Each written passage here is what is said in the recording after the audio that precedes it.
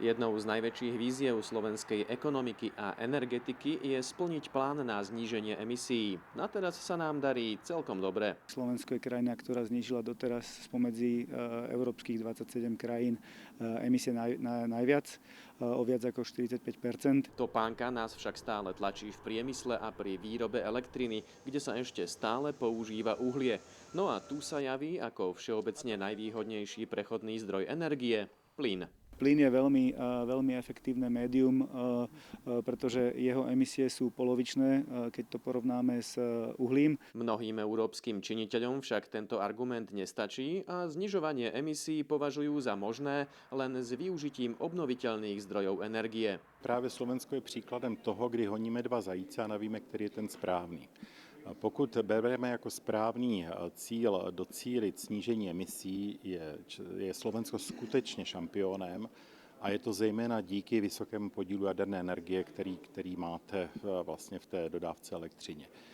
A když se na to podíváme z toho druhého úhlu pohledu obnovitelné zdroje energie, tak tam už Slovensko šampiónem není. Dosiahnuť do roku 2050 uhlíkovo neutrálny kontinent si vyžaduje obrovské úsilie a najmä investície.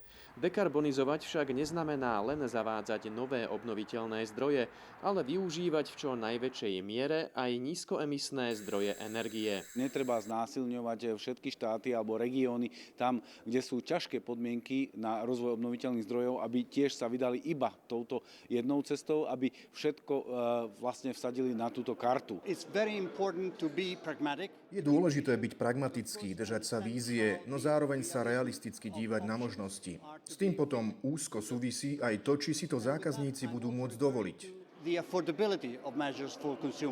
Ekonomika totiž nepustí. Prechod na nové zdroje energie potrebuje čas a množstvo peňazí. Preto sa musíme pozerať na to, čo a ako vieme pre klímu urobiť. Príkladom je vodík, ktorý je ako novorodenec. Nemôžete ho obliecť do konkrétnych šiat a nechať ho v nich rásť. Treba mu obliekať také veci, ktoré mu budú počas rastu najviac sedieť. Namiesto revolúcie sa preto núka evolučná cesta. Môžeme dekarbonizovať, no s využitím plynu, a to znamená veľa technológií, zemný plyn so zachytávaním uhlíka, biometán, vodík. Nemali by sme sa zbavovať možností, práve naopak.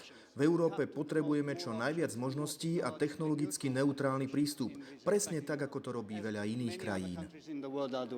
Ak na Slovensku vieme dekarbonizovať hlavne pomocou plynu a jadra, nemôžeme Slovensku brať toto právo, pretože jednoducho plyn aj jadro ešte budú dlho súčasťou suverénneho energetického mixu na Slovensku a každá vláda, ktorá aj príde po týchto voľbách, musí si to dokázať obhájiť a nemôže podľahnúť tomu tlaku, ktorý ide z Bruselu a z tých zelených rôznych miest. V takom prípade by pre nás nemuseli byť nereálne ani bližšie ciele. Pokiaľ Slovensko bude schopné nahradiť uhlie či zemným plynom, jadrom alebo geotermálnou energiou a zároveň zabezpečiť náhradu uhlia v priemysle, konkrétne v oceliarstve, tak si myslíme, že Slovensko by malo byť schopné dosiahnuť tie svoje emisné ciele do roku 2030. Treba veriť, že s pomocou plynu sa podarí splniť aj tie, ktoré má Európa pred sebou na ďalšie 2 desaťročia.